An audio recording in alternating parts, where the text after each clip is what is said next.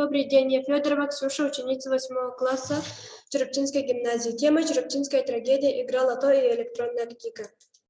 В 2022 году жители Луса планируют отмечать 80-летие исторического события, вспомнить своих родных, близких, которые прошли страшные испытания.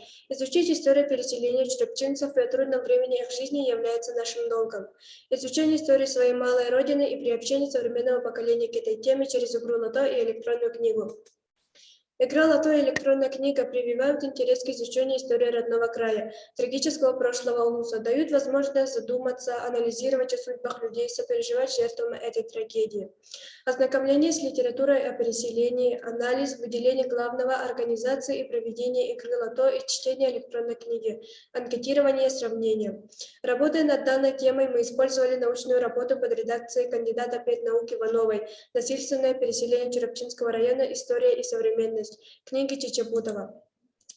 В большой стране у каждого человека есть свой маленький любимый уголок. Это его маленькая родина. А из множества таких маленьких родных уголков и состоит Россия. Слова русского писателя Юрия Яковлева.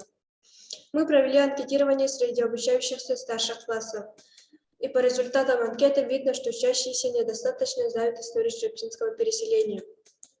Насильственное переселение черепчинцев – это трагедия всего народа Республики Саха, написал первый президент Якутии Михаил Николаев. Чтобы информировать школьников, мы сделали лото-игру «Черепчинская трагедия» и создали электронную книгу «Насильственное переселение черепчинцев». Игра лото предназначена для семейной игры. Могут играть и дети, и взрослые по своему желанию. Сюда мы задали вопросы, цифры, факты исторических моментов.